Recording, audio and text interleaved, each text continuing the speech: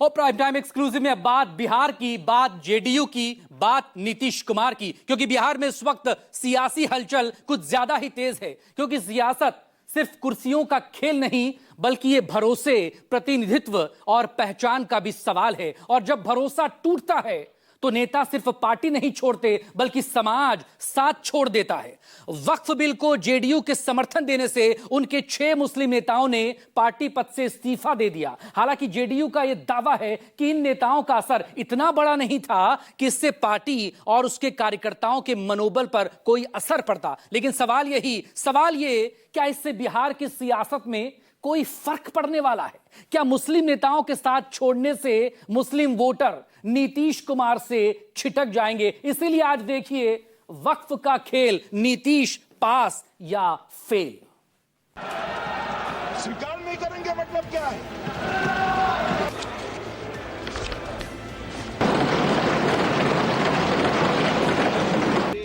यथा संशोधित पारित हुआ। लंबी चौड़ी बहस के बाद पहले लोकसभा और फिर राज्यसभा में भी वक्फ संशोधन बिल पास हो गया। लोबी खोल दी है। माननीय मंत्री जी, अब इसे राष्ट्रपति के पास भेजा जाएगा, जहां से मंजूरी मिलने के बाद ये कानून बन जाएगा। माननीय मंत्री द्वारा प्रस्तुत संशोधन। इससे पहले बिहार की सियासत में कई सवाल जोरों से गूंजने लगे कि क्या संसद में वक्फ संशोधन बिल का समर्थन खुलकर करने का साइड इफेक्ट नीतीश कुमार को पार्टी के भीतर उठाना पड़ सकता है? क्या मुस्लिम वोट की जमीन बचाने के लिए अब तक बटे हुए विपक्षी दल संसद में एक हो गए? कारण वक्फ संशोधन बिल पर नीतीश कुमार की पार्टी के समर्थन के बाद मुस्लिम नेताओं में नाराजगी खुलकर सामने आई। ये बिल संविधान के अनुच्छेद 14, 15, 26 के विरुद्ध है। कब्रिस्तान है, जिसे आप लोग सुनते होंगे कि लोग जो चिंताएं व्यक्त कर रहे हैं, भ्रम फैला रहे हैं कि सब जो है वो बर्बाद कर ली जाएगी, हमारा सब खत्म हो जाएगा। लेकिन इस बिल के माध्यम से जो हमने सुझाव दिया है, इनकॉर्पोरेट हुआ है, ये माननीय मुख्यमंत्री नीतीश कुमार जी की गारंटी के रूप में न सिर्फ बिहार में बल्कि पूरे देश के अक़लियत समाज को ये मिला है कि उनके ये भवन जो है कहीं से भी इनके साथ छेड़छाड़ या किसी भी तरह का। जिस दिन वोटिंग होगा बिहार में 5 बजे के बाद नीतीश कुमार जी की जरूरत बीजेपी को नहीं है। लेकिन आप इसको समझिए, नीतीश जी को मैं फिर कह रहा हूं कि आज नीतीश जी व्यक्तिगत तौर पर एज ए मैन आज भी वो सेकुलर है, मैं उस पर सवाल खड़ा नहीं कर सकता। लेकिन जो स्थिति है अब नीतीश कुमार जी के हाथ में जदयू नहीं है। इसी साल के आखिर में होने वाले बिहार चुनाव से कुछ महीने पहले जेडीयू के अंदर बेचैनी नजर आ रही। वक्फ विधेयक के सदन में पारित होने के तुरंत बाद पार्टी के मुस्लिम नेताओं ने इस्तीफा दे दिया, जबकि कुछ अन्य ने विधेयक पर अपनी असहमति व्यक्त की। नीतीश कुमार की पार्टी के संसद में बिल के समर्थन में खड़े होने से कुछ मुस्लिम नेताओं ने पहले इस्तीफा दिया, फिर कुछ मुस्लिम नेताओं ने बिल वापस करने की मांग उठाई। फिर मुस्लिम धर्मगुरु कहने लगे कि नीतीश ने धोखा दिया, मुस्लिम वोटर सबक सिखाएंगे। जवाब में जेडीयू कहती है कि जिन्होंने पार्टी छोड़ी उन्हें कोई जानता नहीं, और दावा ये कि पसमानदा मुस्लिम पार्टी के साथ खड़े। वक्फ बिल बिल्कुल जो मिसमैनेजमेंट था वक्फ के प्रॉपर्टी का, और कहीं भी जा करके आप सर्वे करके देखिए क्या वो गरीब मुसलमानों के लिए कोई भले का काम किया जो वक्फ का प्रॉपर्टी था। जो हम लोग तो बिहार से आते हैं, बिहार में 73% जो हमारा कास्ट सर्वे है उसमें पसमानदा मुसलमान है, अंसारी है, राइन है, मंसूरी है। उन सब समाज को अब जो ये बिल आया है वो प्रॉपर मैनेजमेंट के साथ उस समाज को सबसे ज्यादा फायदा होगा, क्योंकि उनके रिप्रेजेंटेटिव इस बोर्ड में रहेंगे। यहाँ के मुसलमानों को या देश को आंदोलन की भट्टी में नहीं झोंके। अमेरिका 25% टैरिफ बढ़ा दिया है, उस पर चर्चा होनी चाहिए थी ना। चर्चा हो रहा है आज वक्त पर, इससे क्या होना है? इनको बार बार किरण रिजिजू और गृह मंत्री जो है पसमानदा मुसलमान की चर्चा 200 बार बोले होंगे। तो पसमानदा मुसलमानों के लिए क्यों नहीं सच्चर कमेटी का रिपोर्ट और रंगनाथ मिश्रा कमीशन का रिपोर्ट लागू किया? नीतीश कुमार पिछले 20 साल में गठबंधन वक्त से पहले बदलकर सत्ता हाथ में लिए। क्या उन्हें अंदाजा नहीं होगा कि वक्फ बिल पर मुस्लिम नाराज हैं या फिर नहीं?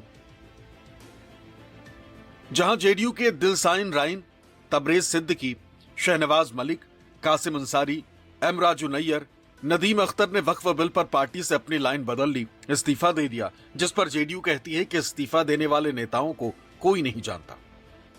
2020 के चुनाव में पतंग चुनाव चिन्ह पर चुनाव लड़े थे, 499 वोट आया था।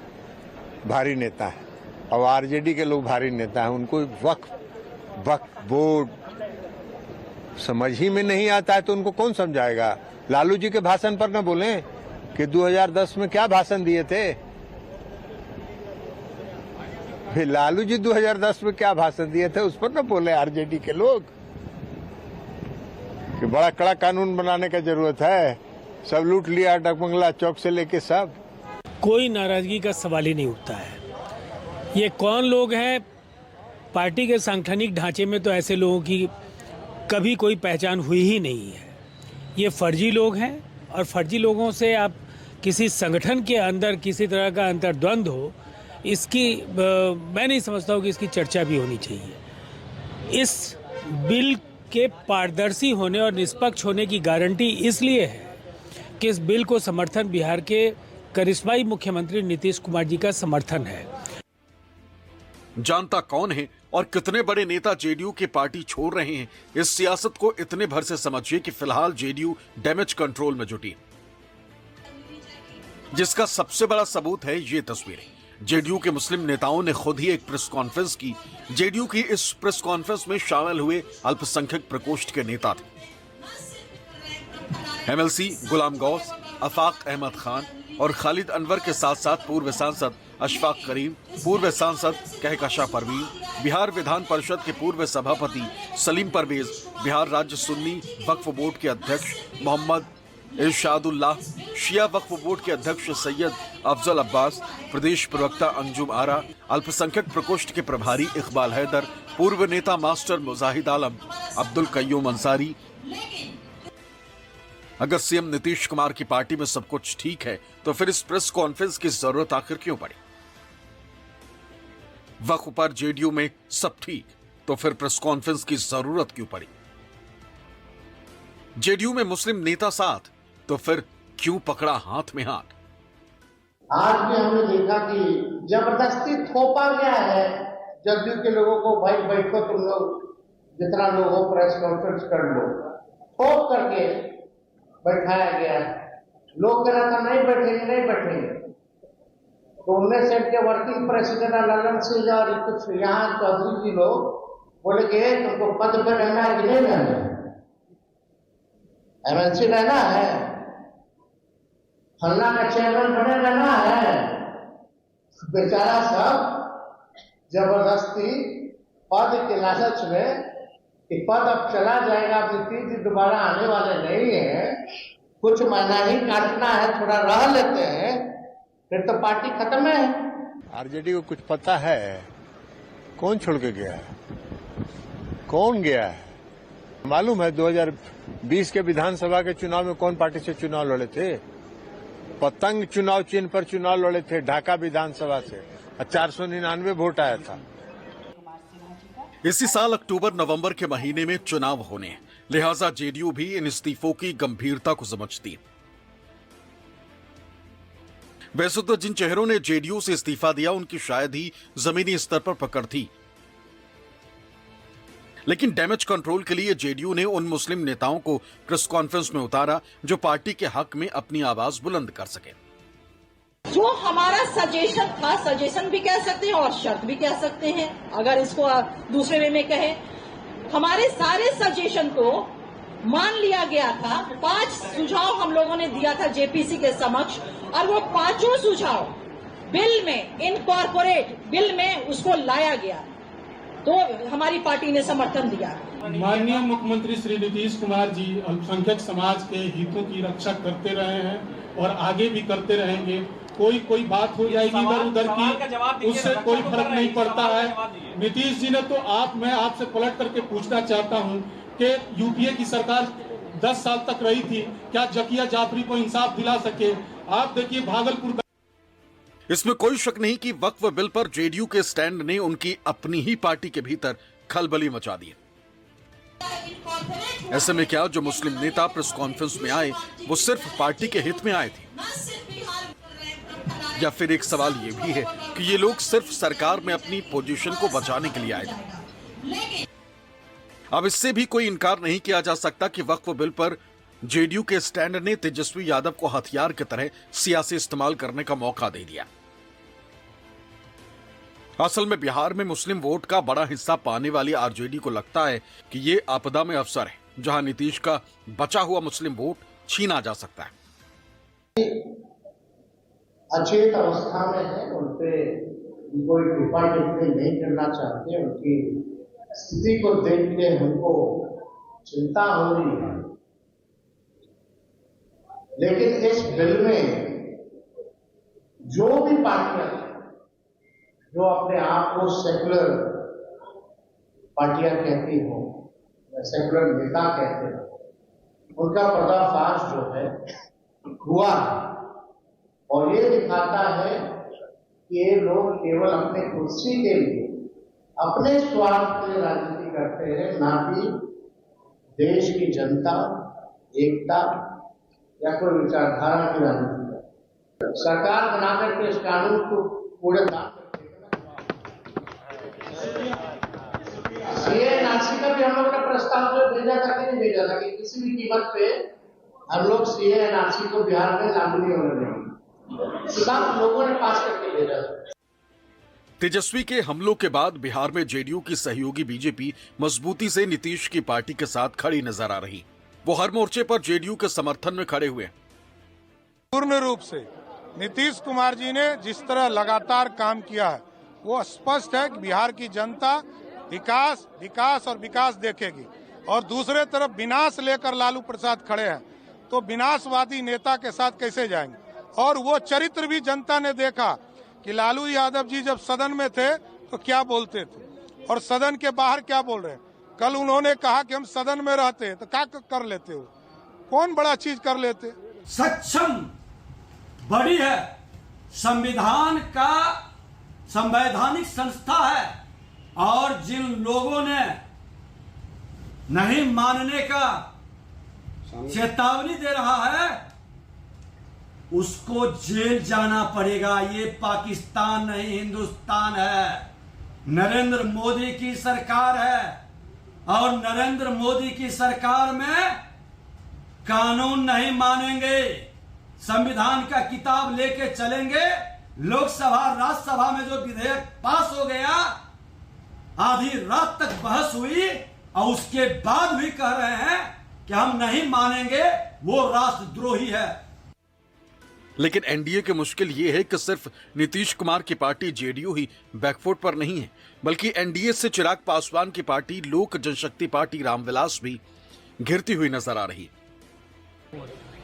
शायद यही वजह है कि अंदरूनी कलह बाहर आने से पहले ही चिराग पासवान के बड़े बयान ने खलबली मचा दी। आपकी नाराजगी मेरी सर आंखों पर, और मैं मुसलमान समाज के हर एक व्यक्ति से मैं कहना चाहूंगा कि आपकी नाराजगी मेरे सर आंखों पर हकीकत है कि मेरे नेता ने भी हमेशा समर्पण भाव से सामाजिक न्याय की लड़ाई लड़ने का काम किया था। मेरी रगों में भी उन्हीं का खून है, उन्हीं के संस्कार हैं। मैं भी उनकी उस सोच को उतनी ही ईमानदारी से आगे लेकर चलने का काम करूं। अपने हक के लिए न्याय की मांग कर सकें तो इसमें गलत क्या है। मैं मानता हूं कि आज विपक्ष जो इसको लेकर एक भ्रम का माहौल खड़ा करने का प्रयास कर रहा है, महीने 2 महीने 3 महीने 4 महीने में अपने आप मुसलमान भाइयों को ये पता चल जाएगा कि इससे क्या सही में उनका कोई नुकसान हो रहा है या उनका भला हो रहा है। वहीं इस पूरे मुद्दे पर अभी तक मुख्यमंत्री नीतीश कुमार की तरफ से कोई बयान नहीं आया। उन्होंने अब तक इस झमेले पर चुप्पी साधी हुई।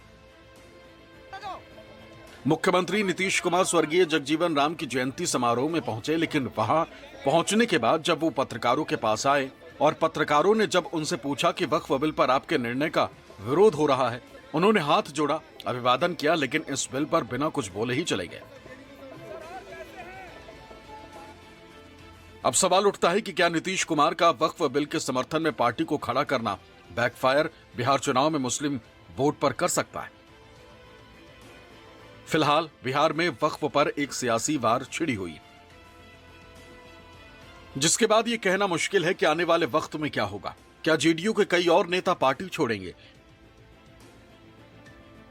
या फिर आरजेडी इस मौके को वोटों के रूप में भुनाने में कामयाब हो पाएगी। पटना से सौरभ कुमार के साथ बर्बाद कर ली जाएगी, हमारा सब खत्म हो जाएगा। अदालत और आंदोलन के साथ ही विपक्ष का तीसरा दांव नीतीश कुमार की पार्टी पर अब भी अंदरूनी दबाव बनाने की सियासत से जुड़ा है। तो वहीं नीतीश कुमार और उनकी पार्टी के रुख से अंदाजा लगाया जा सकता है कि बिहार में इस बार नीतीश ने 85 बनाम 15 वाली सियासी पारी की तैयारी कर ली है।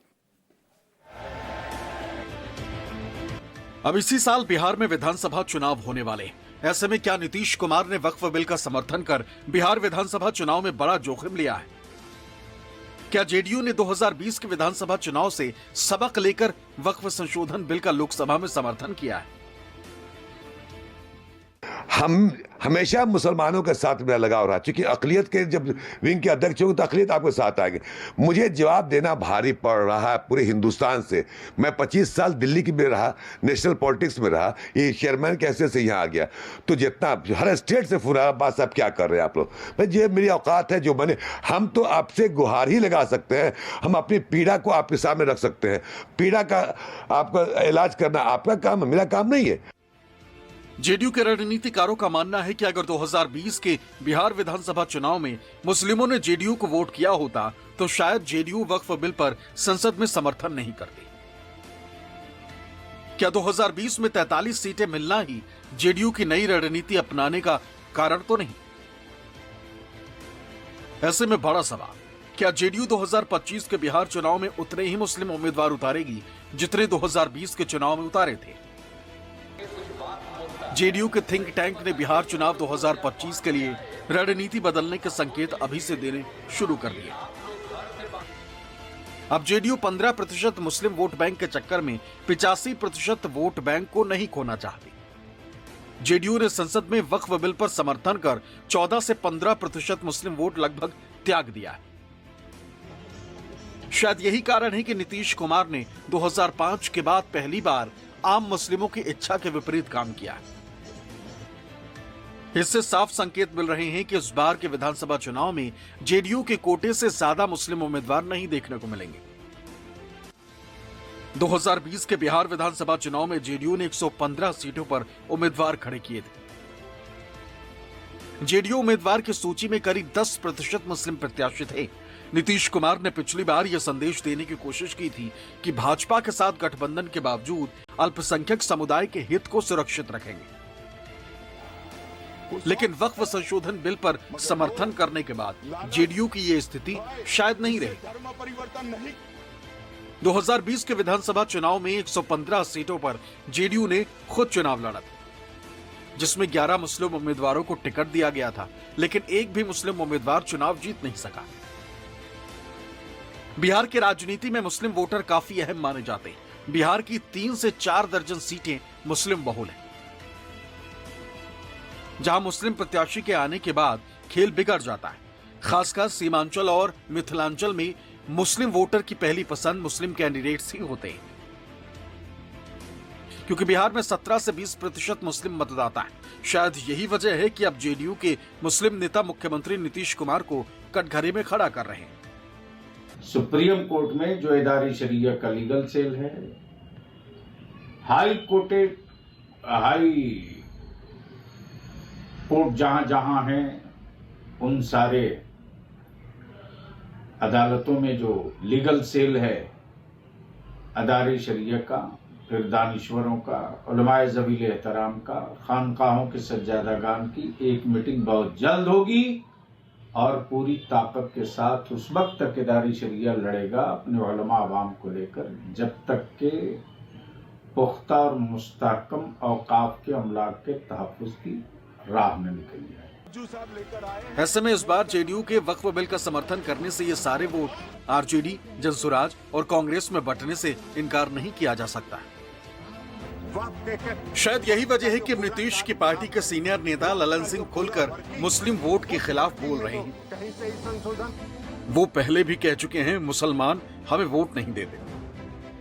अल्पसंख्यक समुदाय के लोग वोट नहीं देते नीतीश कुमार, वोट नहीं देते हैं। ये सब गलत फहमी में मत रहिएगा। मुगालते में हम लोग नहीं दे रहे कि अब देते हैं, पहले नहीं देते थे। अल्पसंख्यक समुदाय के लोग वोट नहीं देते हैं, लेकिन नीतीश कुमार जी का यह सोच है कि कोई वोट हमको दे या मत दे, हम बिहार के लोगों के लिए, विकास के लिए प्रतिबद्ध है। नीतीश कुमार अपना एक एक कदम राजनीति में गिनकर उठाते हैं। क्या मुस्लिम वोट की नाराजगी भी नीतीश पहले कैलकुलेट कर चुके थे? वजह समझिए। बिहार में कुल मुस्लिम 17.7% है, जबकि राज्य में पसमानदा मुसलमान 12.9% है। मुस्लिम आबादी में पसमानदा की संख्या 73% है। नीतीश कुमार को लगता है कि पसमानदा समाज उनके साथ आएगा। अब दूसरी वजह समझिए। 2020 विधानसभा चुनाव के नतीजे अगर देखें तो 20% से ज्यादा मुस्लिम वोट वाली कुल 47 विधानसभा सीट बिहार में, जिनमें 2020 में एनडीए ने 23 सीट जीती। महागठबंधन को बड़ा मुस्लिम वोट मिला, तब भी उसकी सीट एनडीए से कम रही। यहाँ नीतीश की कैलकुलेशन ये मानी जा रही है कि मुस्लिम वोट बंटने से फायदा एनडीए का ही होगा। एक नजर पिछले विधानसभा के चुनाव पर भी देख लें कि आखिर मुस्लिमों ने किस पार्टी गठबंधन को खुलकर वोट किया। 2020 में मुस्लिम समाज का वोटिंग पैटर्न एनडीए 5%, महागठबंधन 76%, एलजेपी 2%, अन्य 17%। ये आंकड़े बताते हैं कि जिस समाज के लिए नीतीश कुमार ने अब तक काफी कुछ किया है, उस समाज ने पिछले चुनाव में नीतीश से कन्नी काट ली। एनडीए को महज 5% वोट मुस्लिमों ने दिया, वहीं महागठबंधन को 76%, एलजेपी को 2 और अन्य को 17% वोट दिया गया। यानी वोटों के अंक गणित में जेडीयू से जिन नेताओं ने साथ छोड़ा है, उससे आने वाले विधानसभा चुनाव में कोई फर्क पड़ता नहीं नजर आता है। हालांकि सियासत में कब क्या हो जाए कहना मुश्किल है। अचानक से पूरे विपक्ष को लगता है कि नीतीश कुमार पर उन्हीं के मुस्लिम नेताओं का दबाव बनाकर या तो अंतरात्मा जगवाई जाए या फिर जेडीयू का मुस्लिम वोट खींच लिया जाए। लेकिन नीतीश कुमार की कैलकुलेशन का अंदाजा विपक्ष को अभी नहीं है। पटना से सौरभ कुमार के साथ ब्यूरो रिपोर्ट, न्यूज़ 24।